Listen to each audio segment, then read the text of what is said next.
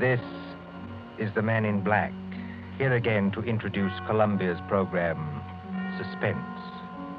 Our star tonight is Peter Lorre, playing the part of the Hungarian Count Stefan Carr, a gentleman of sinister aspect. The story is by John Dickson Carr, who calls it The Devil's Saint. If you have been with us on these Tuesday nights, you will know that suspense is compounded in mystery and suspicion and dangerous adventure. In this series are tales calculated to intrigue you, to stir your nerves, to offer you a precarious situation, and then withhold the solution till the last possible moment. And so, it is with The Devil's Saint and Mr. Peter Lorre's performance we again hope to keep you in suspense. The Devil's Saint. Paris, 15 years ago. Paris as it used to be, when lights twinkled from the old Trocadero to the hill of Sacré-Cœur, when taxicabs honked and the beat of tangos swayed, and Chinese lanterns gleamed above the lake in the Bois, when, in short, you and I were young. Come then to the President's Ball at the Opera, St. Catherine's Day, 1927. A fancy dress ball at the Opera, filling these marble halls with a multitude of masks and a multitude of dreams. The mosaic decorations are no less bright than the colors that weave here. Harlequins and Columbine, Cleopatra and Musketeers. In the great marble foyer, remember it? They have set out little tables and lines of palms behind which you may sit screened. Look at one such table. A young man wearing the scarlet and gold uniform of an English Guards officer in Wellington's day. A dark-haired young girl in the costume of a bacchante. And as we approach... Ned, don't, please, you mustn't. Well, why not? You really don't mind, do you? No, of course I don't mind, only you mustn't. Oh, Ned. Look here, Alona. We've got to settle this thing. You have enjoyed being here tonight, haven't you? Ned, I've loved it. After being cooped up at my uncle's place in the country, it's like heaven. All right. When I take you back to the hotel, I'm going to face this uncle of yours tonight. No, please don't. I'm going to say that you and I intend to get married, and that's that. I can't marry you, Ned. I've told you that. But why not? Just give me one good reason. Because I can't. My uncle, he would never allow it. Never. And that seems to you a good reason enough? Yes, Ned. This uncle of yours, what's his name? Count Stefan Carr. He's a Hungarian, I think you said. Yes, so am I. My mother was an American. Well, what's he like, actually? Oh, he's a little eccentric. Oh, please don't misunderstand. He's a great scholar and a historian, only he's a little strange. Ned. What is it? There he is now. Your uncle? Yes, that elegant man in plain evening clothes, with the Order of the Golden Fleece across his chest. Oh, I see him. Oh, he looks as black as a thundercloud. He's throwing those two dressed as devils aside as though they didn't exist. Give me my mask quick before he sees us. No, Alona. Why not? We'd better face this out now. Sit still. Good evening, Ilona. Good evening, Uncle Stefan. Uncle, may I present Edward Whiteford? How do you do, sir? How do you do? Ilona, do you think that costume is quite the thing to wear in public? Why not? Well, an older generation might call it immodest. It looks like... Like what? Nothing. Will you go and get your cloak or your domino or whatever you wore here? Uncle, please don't make me go home so soon. It's hardly 11 o'clock. I was not asking you to go home, my dear. I was merely asking you to put on a wrap. All right, I'll get it. You stay and talk to Ned. I shall be delighted. Will you sit down, sir? Thank you. You seem to have quite a gathering at this table. Oh, yes. Some friends of mine from the embassy. They're upstairs dancing now. Well, look, glasses, and still more glasses. You know, I was quite an adept once at musical gases. Have you ever tried it, young man? Well, it's very easy. You take a spoon like this, you see, and... Like it? Well, forgive me, sir, but there's something I'd like to ask you. Yes? I don't know exactly how to say this, so I'd better say it in the shortest way. I want to marry your niece. Oh, look out, sir. You smashed one of the glasses. A few francs will pay for that. But there are other things of higher value. At least to me. Oh, maybe I ought to mention first that my full name is Lord Edward Whiteford. My father's the Earl of Grey. Indeed. Why, I only mention that to show we're, well, respectable enough. Or the British ambassador will vouch for me, sir, if you'd like to ring him up. And perhaps I ought to mention that I've always kept Ilona carefully guarded from the world. Almost too carefully guarded, don't you think? That, Lord Edward, depends on my reasons. Sorry, sir. You have known Ilona about how long? 4 days. 4 days. You wouldn't even choose a business partner in 4 days. Yet to want to marry my Ilona after 4 days. Well, we know our own minds, sir. You do, huh? Then you know more than the wisest man in this world. However, as one whose dearest wish is Ilona's happiness, I hope it is, Count Kohari. Do you doubt what I say? Oh, no, sir. Well, I will make you a proposition. I own an estate in Touraine, not far from Paris. A little chateau, a few hundred acres, fishing, very good stable of horses. I know. Ilona told me. Oh, she did? Well, then here is my suggestion. Why not come down and visit us for a week or two? Why, that's very decent of you, sir. Oh, not at all, not at all. And if at the end of that time you're not cured of this infatuation... Oh, it's not an infatuation. I swear it's not. No? Well, if at the end of that time you're not cured permanently of this feeling, you may take Ilona. And with my blessing. That's fair, isn't it? Oh, it's more than fair, Count Kohari. I don't know how to thank you. Oh, well, please, don't even try. And at least I can promise you a very interesting experience. You see, at the Chateau d'Azay, there is one certain bedroom. We call it the tapestry room. Yes? Well, I assure you, it'll be very interesting for you to sleep in that room. Why? Is it haunted or something? Oh, no. No, not haunted. Well, now, if you don't mind, I shall say goodnight, and I hope I can trust you to bring Ilona safely to the hotel. Au revoir. Look over there. What is it, sir? Just look. Streams of our fellow guests pouring down a main staircase. Shapes of nightmare. Shapes of delirium. Insane dead masks. Only the eyes move. Wouldn't we be terrified, perhaps, if he would look behind those gargoyle faces? Oh, no, I don't think so. They're only ordinary people like ourselves. That, sir, is where you make your mistake. Well, I shall expect you for the weekend, and encore une fois, au revoir. Ned. It's all right, Ilona. You can come out from behind those palms. What was he saying? I couldn't hear. Ilona, it couldn't be better. Well, he's a very decent old boy, actually. And he's invited me to the Chateau d'Azay. Did he say anything about the tapestry room? Yes. He invited me to sleep there. And you said? I said I would, naturally. You mustn't do it, Ned. I won't let you do it. Why the devil not? Because everybody who sleeps in that room dies. Dies? Are you serious? Oh, Ned, please don't do it. Oh, nonsense. There are a lot of superstitions about every old house. This isn't a superstition, Ned. It happened once when I was a little girl. A man insisted on sleeping there. They found him dead in the morning. So? How did he die? They don't know. There wasn't a mark on his body. He wasn't shot or stabbed or strangled or poisoned or hurt in any way. He was just dead.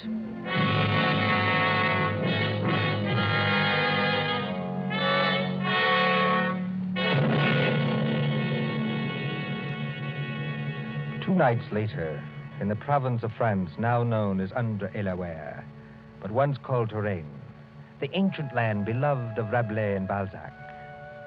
But now, as the wind moans down the valleys, and rain flickers across the apple trees, and thunder stirs in those haunted hills, it can bring little comfort to a young man driven in an ancient carriage from the railway station along snake-like roads.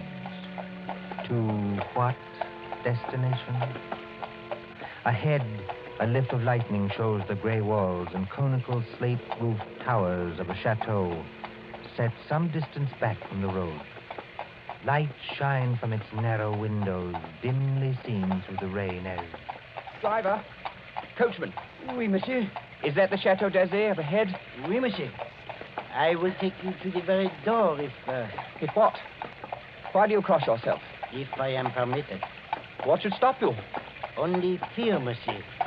And I am not much afraid. Listen. What was that? Only the dogs, monsieur. They keep many dogs, large dogs, at the Chateau d'Azay. Well, here we are. Bonsoir, monsieur. And if I may be permitted a word of advice, Well? beware of the tapestry room.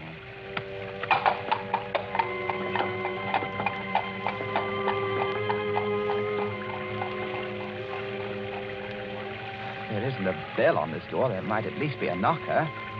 Ah, got it.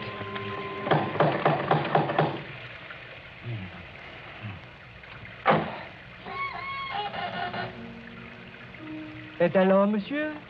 Vous cherchez? Je cherche le Château d'Azay et Perhaps it would be better if monsieur spoke English, yes? You are Lord Edward Whiteford. Yes. Monsieur is expected. Please to enter. Monsieur's hat and coat. Thank you. Ned. Hello, Elona. Oh, Embrasse pas, ma petite, votre oncle. Oh, you'd better not kiss me, Ned. Madame Flay says to look out for my uncle. Madame Flay is our housekeeper. Oh. Well, where's your uncle now? In the drawing room. He's playing the piano. Come along. Elona, is anything wrong? Oh, everything's wrong. 2 of my dogs were in horrible pain this afternoon. Dr. Solomon had to put them out with chloroform. You don't think that... I hope nobody's practicing, that's all. Well, here we are. Oh, nice tiger skins on the floor. I say, who's the little old man with the gray beard sitting over there by the fire? That's Dr. Solomon. Hasn't he funny-looking eyes? He watches and watches and watches. He's an old friend of the family. Shh, come along. Let's get this over with.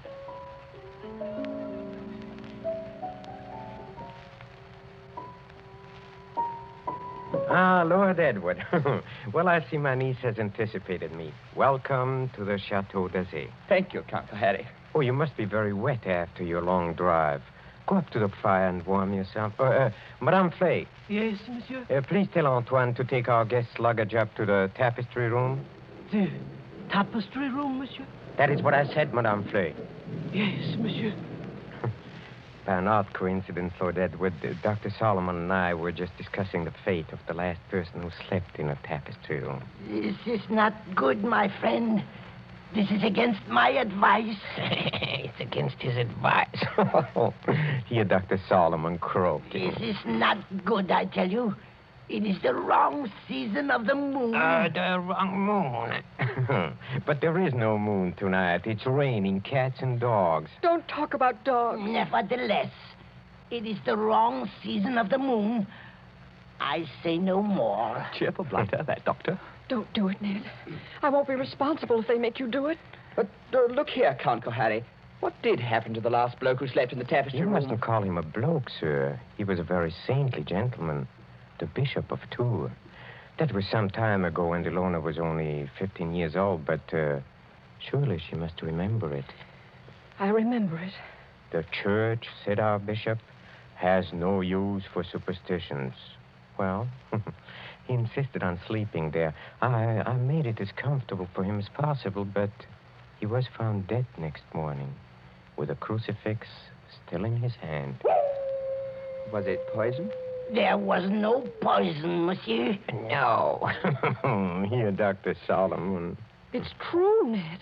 Well, there were just 2 very curious things. You see, in connection with that death, on a mantelpiece there was found burning a stick of incense. Just ordinary incense, nothing wrong with it.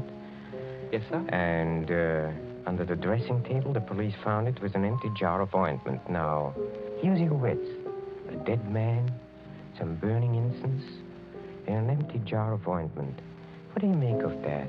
Oh, I don't make anything of it. It's crazy. Please do not speak like that. I'm sorry. It is still the wrong season of the moon.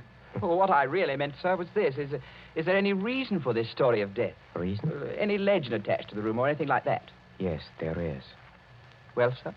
Well, we are a very old family, Lord Edward. Old and perhaps accursed.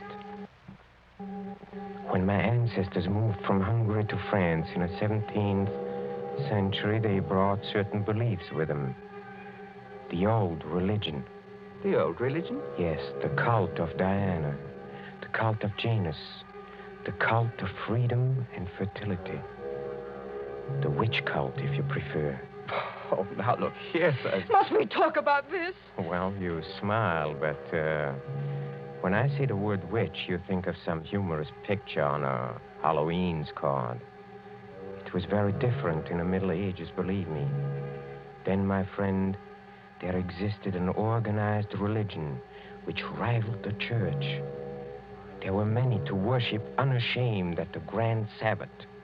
Many to receive all favors from Saturn, their master, and to dance forever, joyously in the red, flaming quadrants of hell. Some 200 years ago, an ancestress of mine, Katerina Kohari, was tortured to death in a tapestry room for professing the old religion. Many persons have not thought it safe to sleep there since. Are you answered? Oh, come, sir. This is some kind of elaborate joke, isn't it? Joke? The Bishop of Tours did not find it a joke. Not a mark on his body. I assure you as a physician, not a mark on his body. No, not a mark on his body. Here, Dr. Solomon. Yes, I hear him. Well, understand me, Lord Edward, there's no compulsion in this. If you do wish to sleep in that room, all right. If you ridiculous. don't wish... I'm not afraid to sleep there, sir. Well, I thought perhaps you wanted to change your mind. Oh, never. Would you like me to make a wager on that? What sort of wager? Well, if I spend the night in this famous room and come out of it alive... Yes? Will you give your consent to the marriage immediately? Tomorrow morning? Tomorrow morning? Why? Because I don't think the atmosphere of this house is good for a loner. What do you say? Will you do it?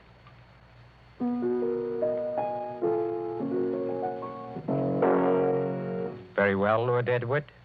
I accept the terms of your wager. Don't do it, Ned. For the love of heaven, don't do it.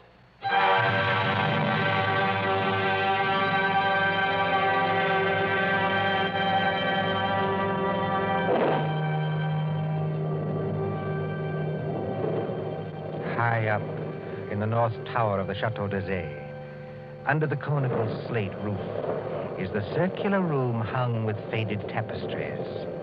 These tapestries move slightly with uneasy, mimic life to the clamor of the storm outside.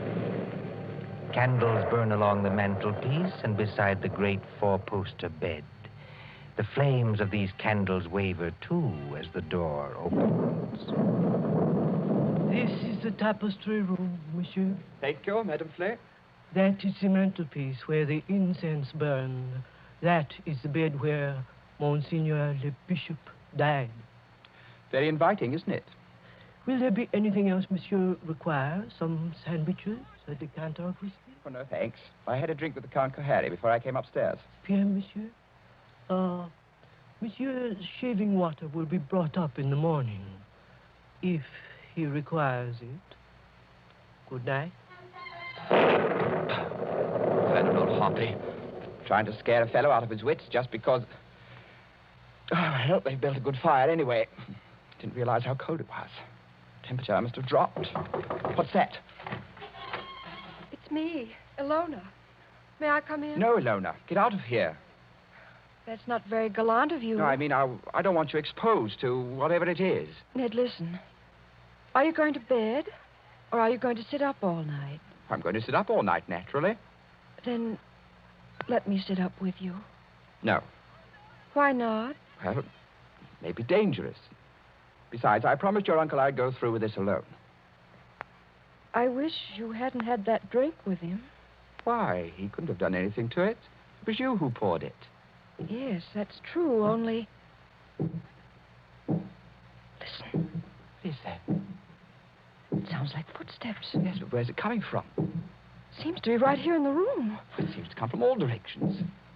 Doesn't it sound like somebody walking between the walls? By George, it is someone walking inside the wall. Get behind that tapestry, Lorre. Quick. Hide there.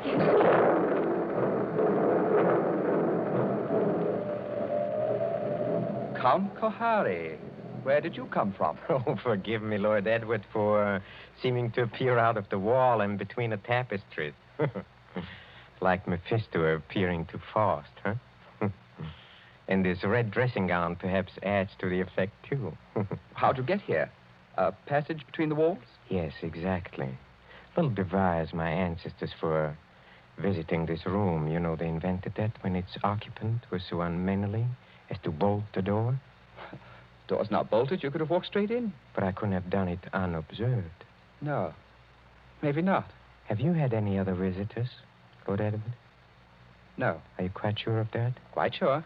Well, then, since nobody saw me come here, I'll just sit down by the fire. Please sit opposite me. Is this the showdown, sir? I don't understand. Well, there's got to be a showdown between us. Is that why you're here? Oh, I'm here, young man, to explain certain things to you. Will you have a cigarette? Thank you. Oh, they're perfectly all right. That is what you're afraid of? I'll have one, yes. A light? Thank you.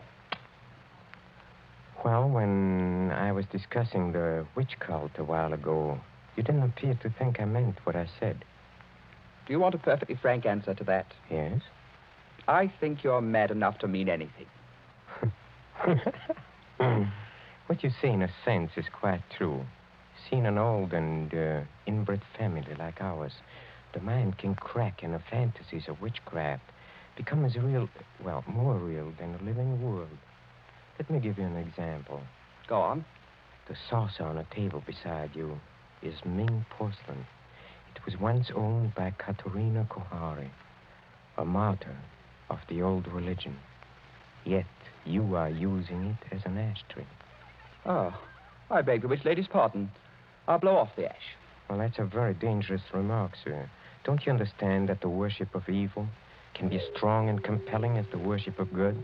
That the devil can have his saints, too? That to a sick brain which knows but can't help itself, you have profaned this room merely by entering it. And therefore, you deserve to die. Like the Bishop of Tours? Exactly. You're not going to tell me the devil killed him? The devil's agent may be flesh and blood. Then it was murder. Oh, of course it was murder. Murder so cunningly contrived that no one ever saw through it. Go on. I asked you before to use your wits on this problem. Well, look, incense was burned in this room. You know why? Suppose you tell me. Well, obviously, I think to conceal something else, which would be too easily noticed. To conceal what? For instance, the smell of chloroform. Chloroform? Yes. A drug not very well understood by laymen. Dr. Solomon, by the way, was using chloroform this afternoon to dispose of some dogs. So I've heard. Well, Dr. Solomon is old and very forgetful. You mean chloroform could be stolen? Oh, yes, it could be easily. Now, suppose I take a pad saturated with chloroform. I place it over the mouth and nostrils of a man already sleeping or drugged so that he gets no air. Wait a minute. That won't do. Why not? Chloroform burns and blisters when it touches the skin. You'd leave marks. Oh, not at all, my friend. Not at all. If I first covered the mouth and nostrils with some substance like... Ointment. Yes. Now you're waking up. Hi.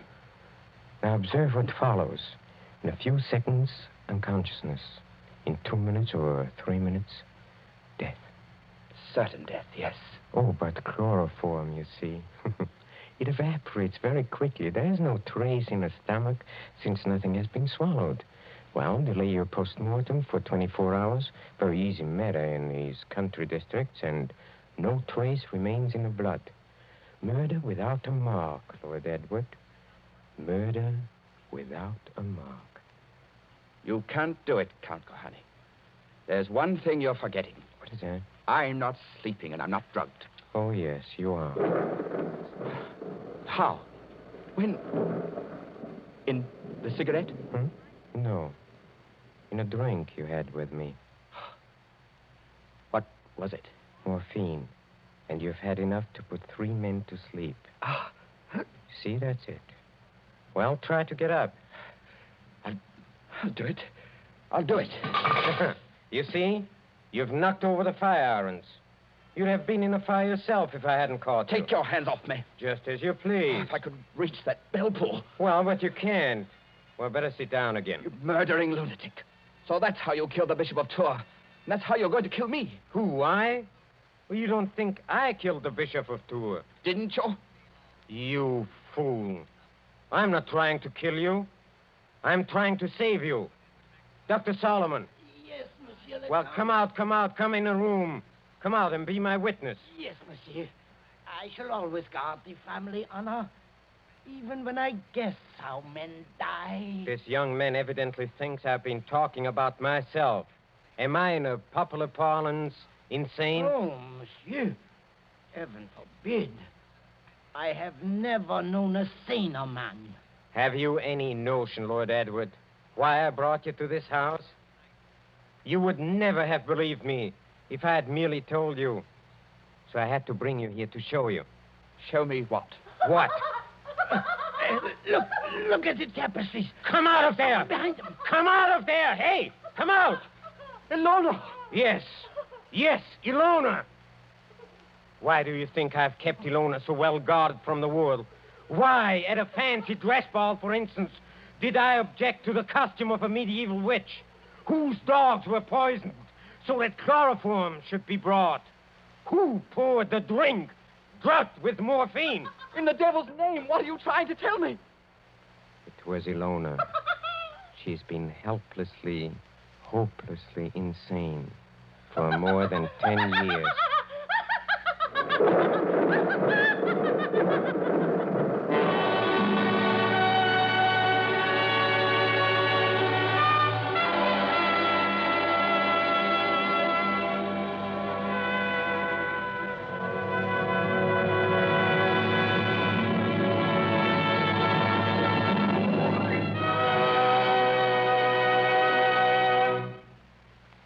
And so closes The Devil's Saint, starring Peter Lorre.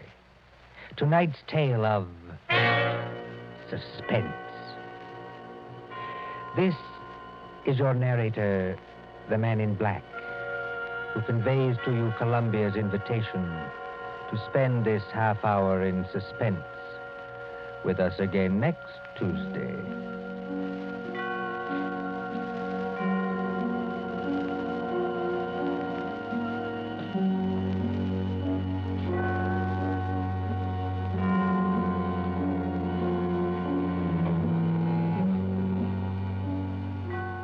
William Spear, the producer, John Dietz, the director, Bernard Herrmann, the composer-conductor, and John Dickson Carr, the author, are collaborators on Suspense.